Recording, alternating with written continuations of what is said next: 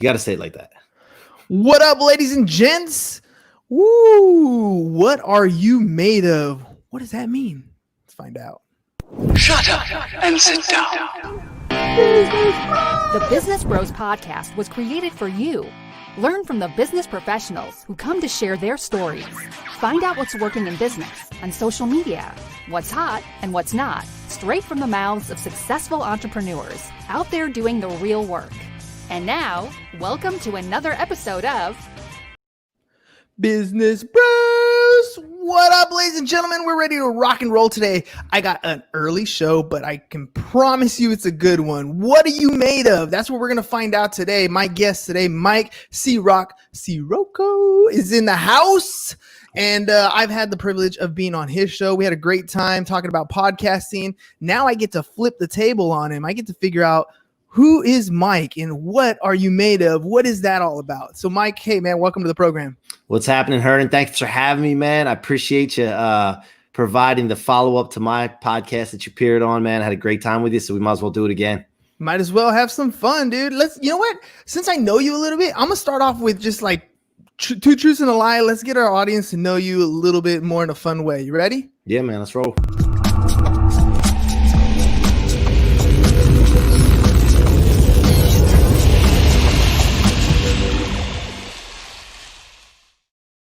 All right, two truths and a lie. Simple. You're going to tell me three things about you, and I'm going to try to guess which one is the lie. So go for it. I'm 5'6¾". Man, let me think about this. I'm a 4 handicap in golf, and I've built two $10 million businesses. Whoo! All right, 5'6¾", 4 handicap in golf, and how many $10 million businesses? Two $10 million businesses. All right, so let's see. First and foremost, let's use some Sherlock Holmes type stuff right here. Use a very specific number. 5'6¾ is one of those where it's like, are you like really specific because you're issues with the height thing, or because I play poker, so you don't know. You never know. Got that poker face. All right, I'm gonna give the $10 million, two $10 million businesses, because I know you're associated with the Grant Cardone Association. They do nothing but 10x stuff anyway, so I'm gonna give you that one as a true. I'm gonna go with height issues as the lie. 5'6¾ You got to be a bigger, taller guy than that. No, I'm 5'6¾ Oh. No, my handicap's a little higher than 4, so I play golf. I've gotten it down, but right now I'm struggling, so it's more up and around the 8 range, and I have some COVID issues, so that's my lie. You got me on the spot, so that was that was cool though. It's cool. Yeah. All right, so tell me. A lot of people see me in person and they think, man, I thought you were taller.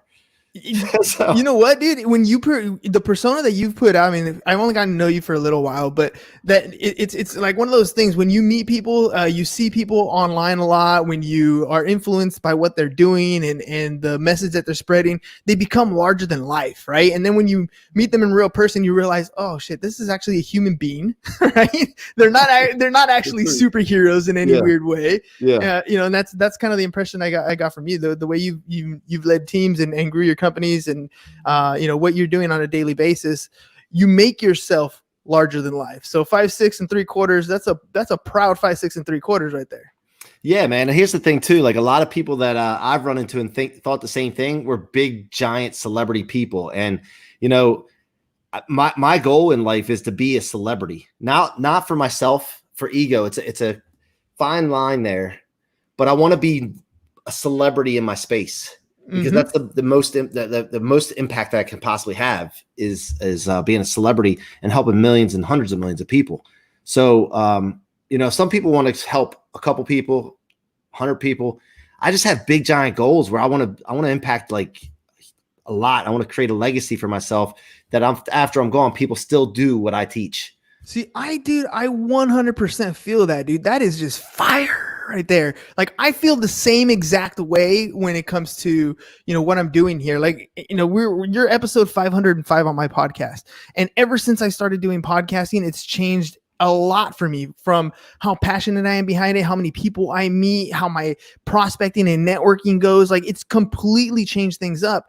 And I've always had that ambition to be famous. I thought it was going to be in MLB football, baseball, right? I thought it was going to be the show, but that didn't pan out. So now I'm doing it here in this space, right? In this business space, I'm getting in front of people. I'm sharing with them stories like yourselves.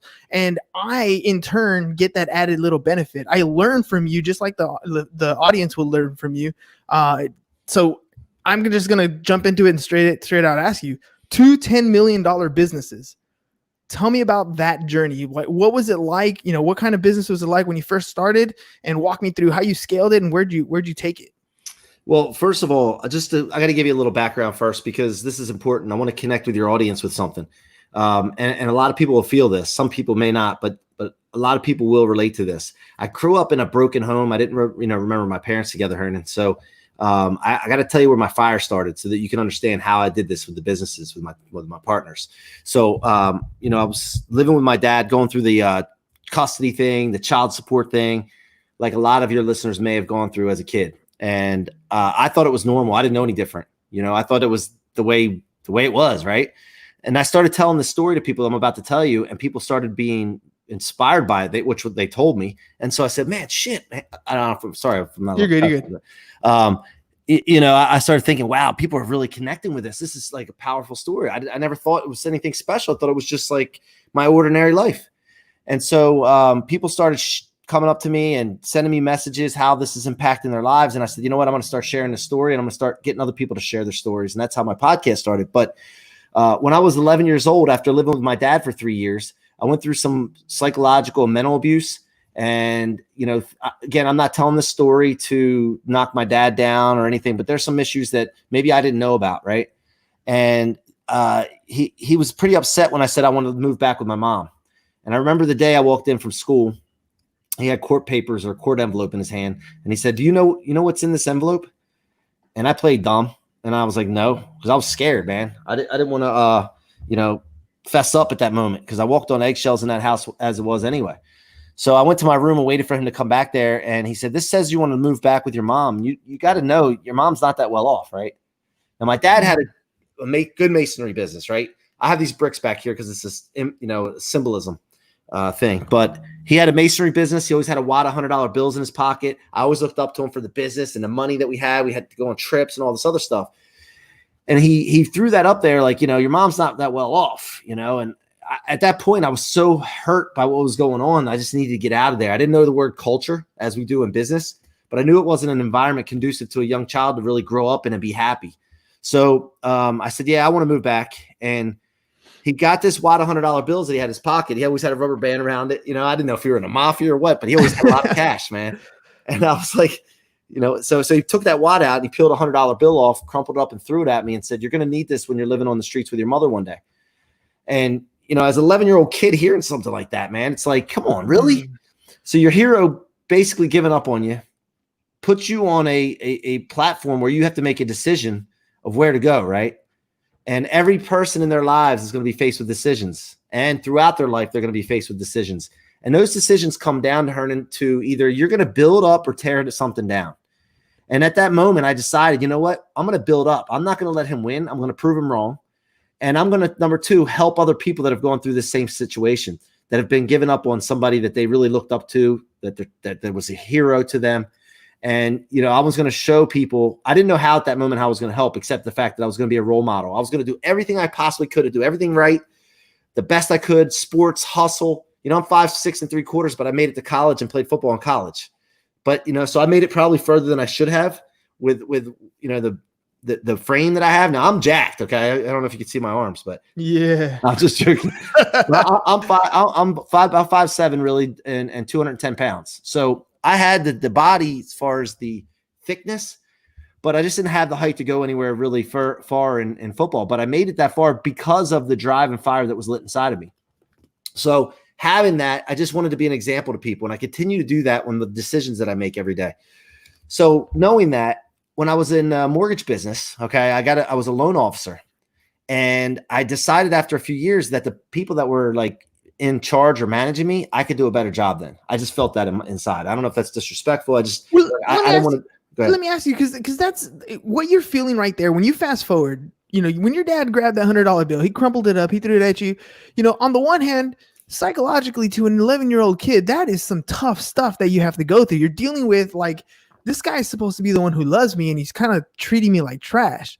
At the same time, that kind of adversity, that kind of strength, and he was like probably telling you a lot of the truth, whether or not you really needed to hear it or the way it was presented. And now you're about to tell me about dealing with some employees. Those situations are going to come up. Where do you tell whoever you're working with just the straight truth, and even though it might hurt them, or do you kind of, based on your experience, find another way to approach that situation where you're still giving them what they need to hear, but building them up instead of tearing them down? Yeah, I mean, so personally, I don't think it was something telling the truth kind of thing. I think there were some issues with the child support back in the day, and he was salty, and the kind of stuff. And I wasn't involved with it. I don't know all the details, but it felt like that more than anything. It wasn't like trying to help me necessarily, and that's the way I took it. And so it is what it is. But at the end of the day, when I come into the business part of it, yes, I'm going to have employees that are going to have these issues. I'm going to have to tell them like it is. But the fact of the matter is, when you're dealing with your employees, if you start from a place of gratitude, which I get into a lot with people, it changes everything. But if you don't come from that angle and then you're telling people the truth, it appears more that you're concerned with yourself rather than them. So it's all how you frame it and how you paint the picture to people. And if you don't set it up the right way, and I mean genuinely set it up the right way, then even if you intend for good, it will come off the wrong way and they won't take it the right way. And so, the path to hell is paved with good intentions, they say, right? So you got to make sure you do things the right way, even if your intentions are the good, for the good. But what happened was, when I was in the mortgage business and I wanted to, have you heard of the law of the lid? John Maxwell talks a lot about, if you're in a situation where, your lid's higher, your limit is higher than other people, it's going to be very hard for you to work with, 4 people that's lid is lower than yours. Does that make sense? Yeah. Yeah. And so I felt like that I was in a situation like that, and I'll come home from work and you just don't feel right. You're like, I'm not in the right place, man. I feel like, and again, I don't want this to come off the wrong way, because this is something that some people may not understand, but I just want to be honest and transparent with you here. I've always felt like I was destined for something great. I didn't know what it was. I didn't have the exact answer. I just feel like I am put on this earth with purpose to do freaking powerful things. And I'm just finding out my purpose as I go. But when I'm put in a box and I keep hitting the top of that box, something's got to be done. So I go to the owner of this mortgage company. I say, hey, listen, we want to start opening branches for you. I don't want to be a loan officer anymore. I want to manage.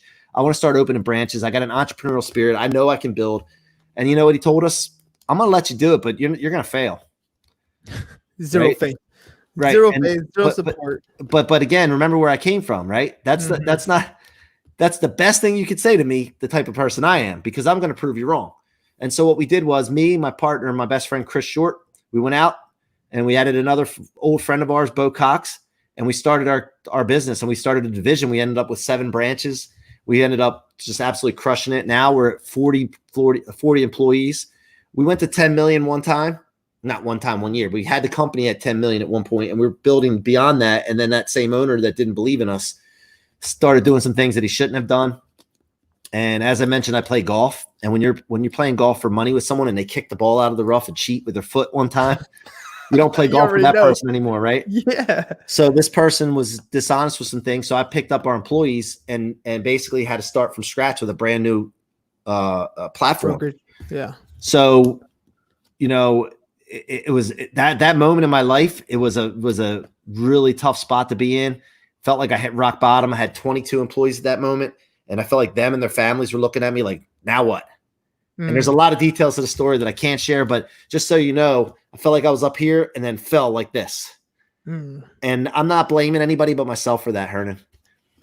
So that's on me. What was it like? So you have 22 families that are dependent on an income. Now that's a boulder on your shoulder, like a huge weight on your shoulder. You have to start over at the bottom. You've already done it once, right? So at least you have that little, guiding light.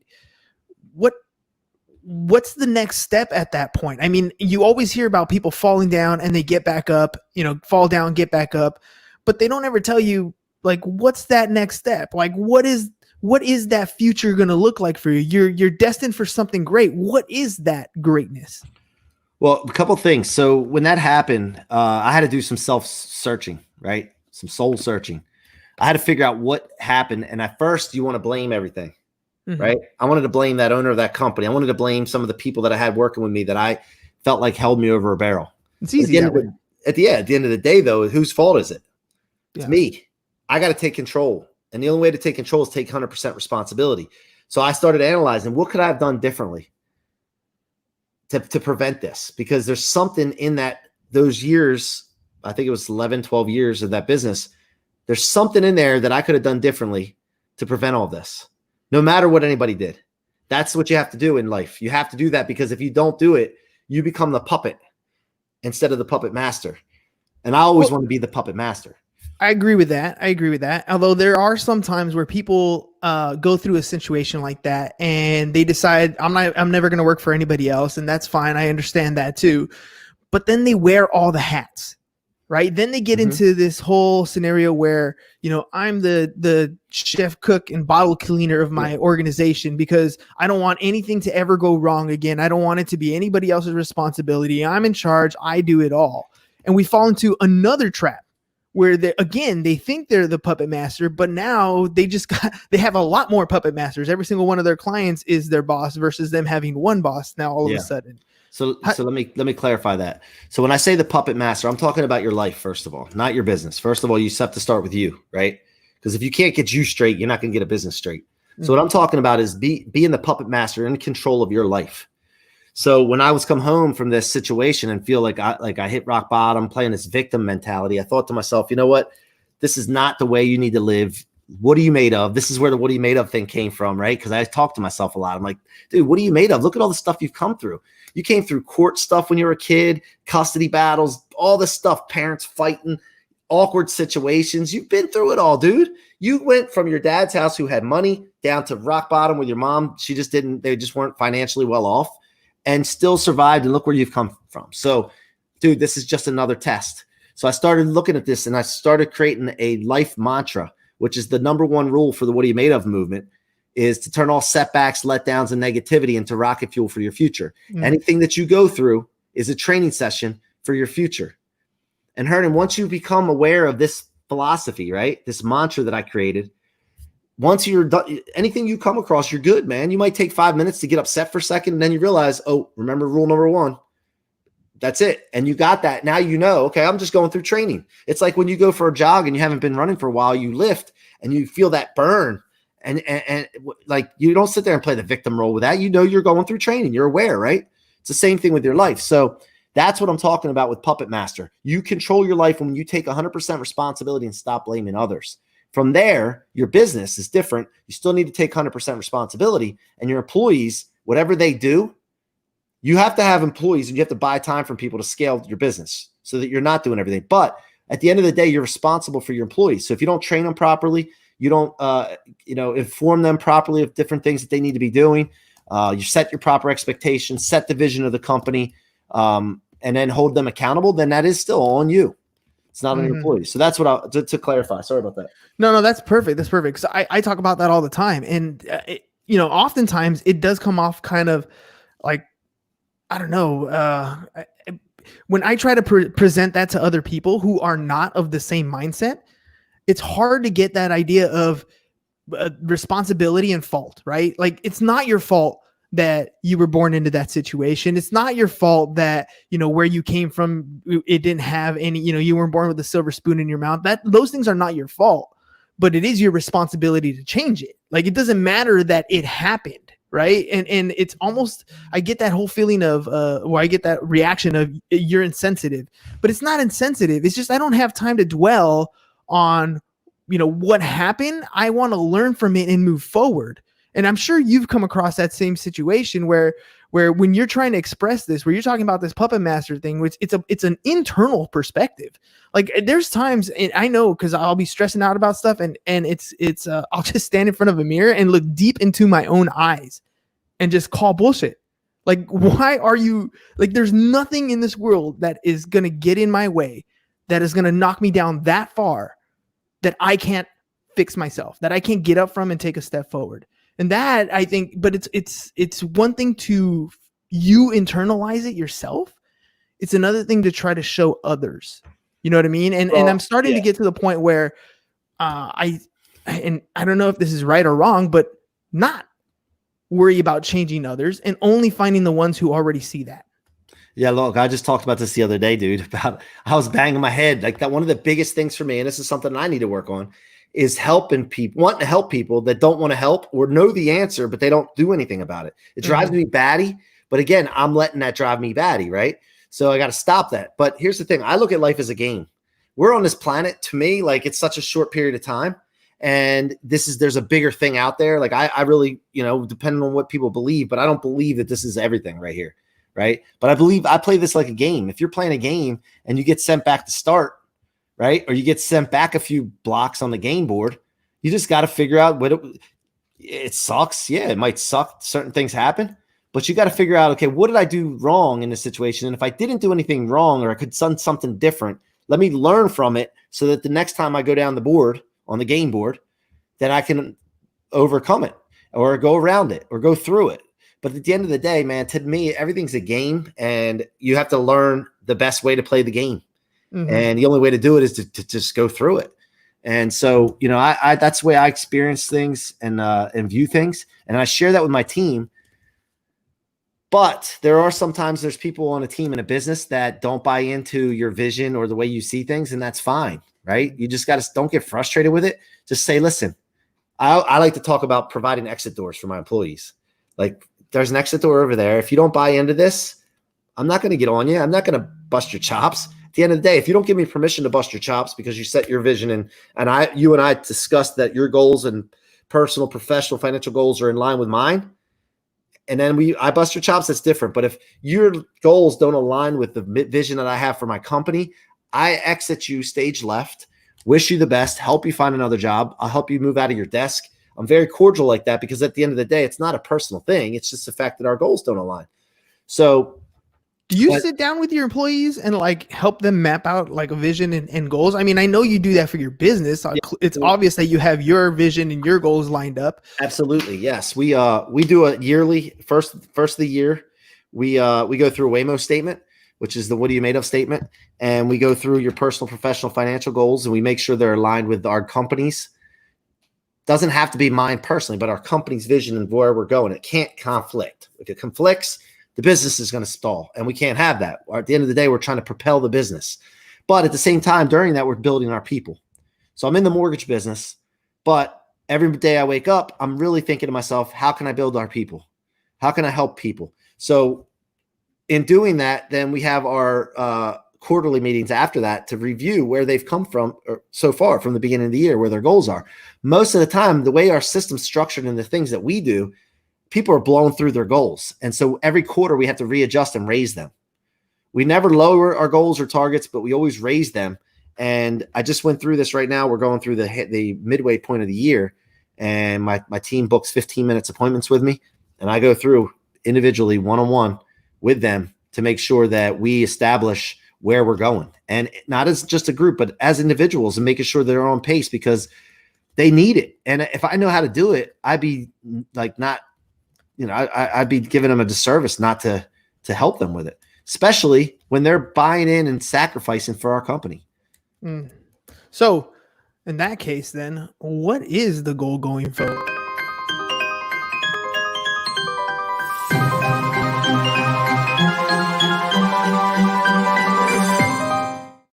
So you help them establish their annual goals. You break them down quarterly. What is the vision of the company? Where are you trying to go to? What are you trying to achieve? We are right now. Our goal is for this year. We're trying to close 1,000 loans, which would be 100% increase from last year. And we are on pace to blow that away. So we raised our goal higher. We've added 100 loans on top of that for our group. But at the end of the day, we're trying to get to 100 million in loan volume a month. And that's just about 5 times where we are now. So that's a pretty big goal. But what happens is that the people that you work for do not really care about the company's goals unless you show genuinely that you care about their personal, professional, financial goals. And one of my mentors is Brandon Dawson, great guy. I don't know if you've heard of him. He works for partnered up with Grant Cardone Ventures. And, I found Brandon through Grant. And when I found Brandon, like him and Grant together allowed me to unleash the animal that I have inside of me. I felt like I was caged up for the longest time. I mentioned that box, a lid.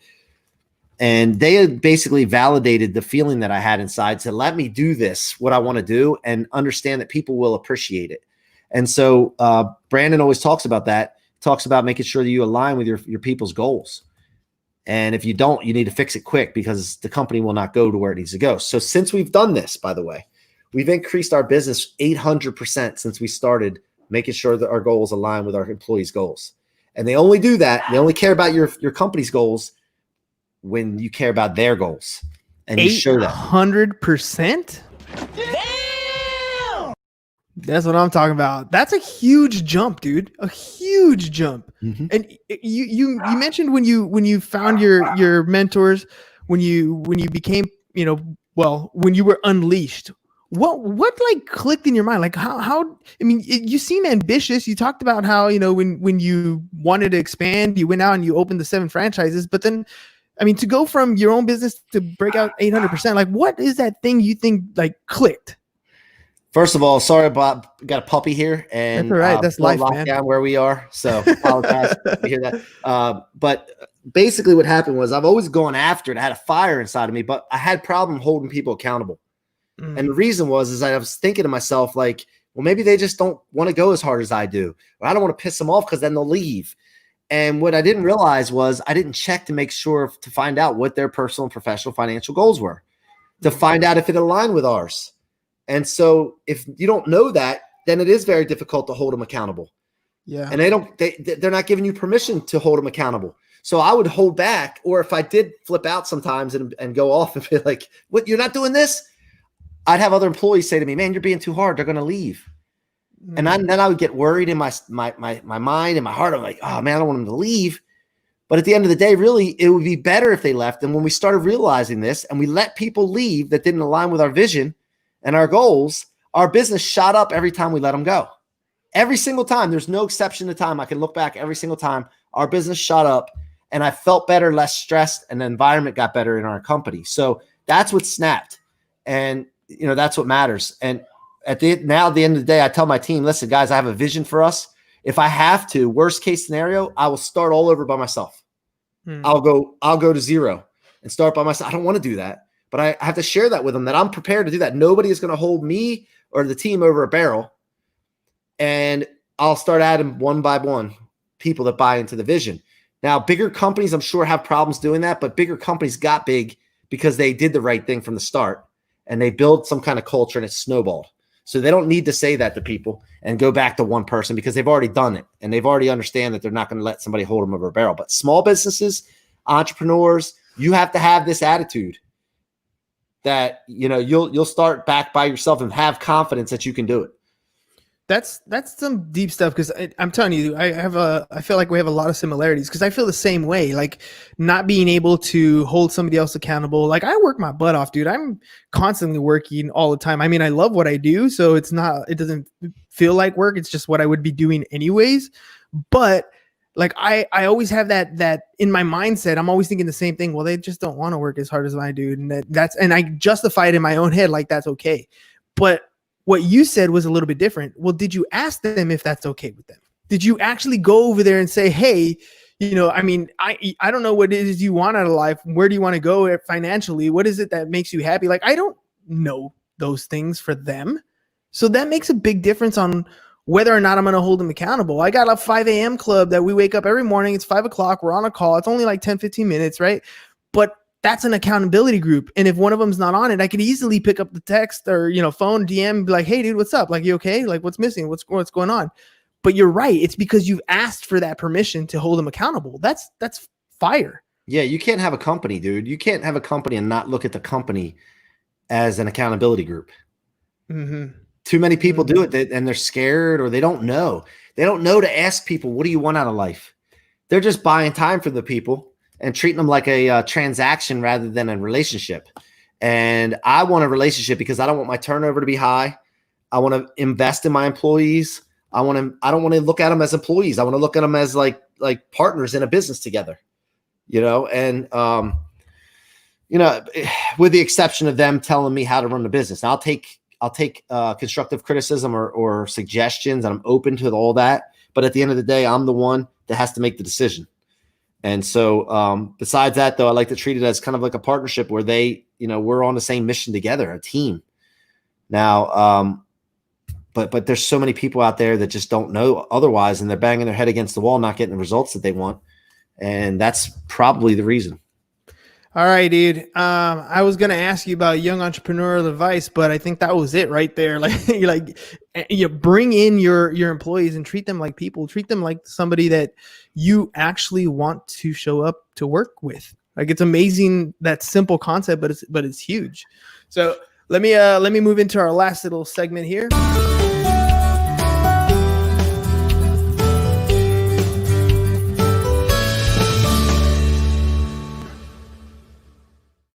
Mike, you have a podcast. You've been on a number of different podcasts. I promote the power of podcasting and what it's done for me and my business. And so I want you to share your experience with podcasting in general and what you thought of the Business Bros podcast. Well, first of all, podcasting for me, I was on somebody's podcast back in October. It was a buddy of mine, and I never knew what a podcast really like. I didn't really know what one was. Honestly, it's so new actually still. And I saw how easy it was and how fun it was. Mm-hmm. And I'm like, wow, dude, this is something I can do. So I started immediately finding out who can help me get a podcast going. And I've been writing my goals that I want to get known globally, and I want to reach people all over the world. Right. Well, then as soon as I start my podcast, I'm getting messages from people from South Africa, Australia, London. I'm getting asked to be on people's podcasts from all over the world, which blew me away, man. I was just like, this is the greatest thing in the world. And so then from there, asking people to come on your show and being surprised when they say yes is like, dude, what the heck? I started asking. Now, no offense to anybody that's not a high net worth person or somebody that's a celebrity, but I started asking big name people, and they were saying yes. And I'm like, dude, I just started this in November and they're saying yes already. Like, this is easy. And so then you get really confident and you start asking bigger names, and they're willing to come on, and then it snowballs. I think a lot of people that start podcasts, they don't ask. They don't just ask. Right. And then they don't get the guests, and they think that they're not cut out to have the big guests. And I'm not scared, because what's the worst that can happen? I'm right back in the same spot. Exactly. And by the way, I've asked several people to be on the show, and they say no. They ask, how many downloads you have? Well, I'm relatively new. I mean, I don't even know how to find it. I do now. But when I asked that, I don't even know how to find out how many downloads I have. I don't know. And they said, no, thank you. And I'm like, okay. Again, remember rule number one, turn all setbacks, letdowns, negativity into rocket fuel. So now my purpose, I have a list of everybody that said no to me. And I'm going to get so big that they're going to be begging to come on my show. That's the way I approach stuff. Okay. But as far as the business same bros, way. Yeah, dude, Business Bros. I saw you on Instagram. We connected. You reached out to me. I reached out to you. I can't remember how it worked, but I love the logo. That caught my eye. And then I love the idea that you have and the energy that you have. And, just, dude, we connected, man. And when you can chat with someone and feel comfortable, it's freaking great, man. And great content. I'm glad, dude. I'm glad we connected, man. Because I'm telling you, like, I've been listening to your show quite a bit now, and like just the way you think about things, I think about it very much the same. And this is one of those things that I tell people all the time. You just be you, like, be genuinely you. What it is that you like, how you talk, who you want to talk to. Be you, because there are other people like you, and you may not know them right now when you're getting started. Yeah. But people will find each other, right? Like minds will gravitate towards each other. And if you become one of the beacons out there, just sharing your message, you may start off slow. I mean, I tell people all the time, 50 episodes in and only my mom listened, right? And that's how we started at first. But we got better and better over time because we kept going at it. And now we're a group, we have a good following, and we have a group of people that are very like-minded. They think the same way. We can organize and get together. Like, it's amazing what happens if you keep going out there. And again, it's one of the ways that I ended up finding you, and I'm glad we did. Yeah, man, me too. And it's consistency, brother. It's consistency. You don't get to, what episode is this? 505. Yeah, dude, you don't get to 505 doing a couple and saying, hey, I did podcasts, it's not working. Right? Like, I think I'm on, I don't even know. Like, I'm on episode 50, I think, or something. I don't even know off the top of my head. But I did a lot. I put them all in the can because when I got started, I couldn't stop, dude. I was like, yeah, you can come on my show. And I recorded tons of shows, and but you gotta have consistency, dude. Yes. You gotta chip away. It's just like when I was running, I started running again.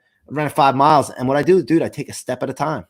And before you know it, I turn around and I look back how far I came, and I'm like, wow.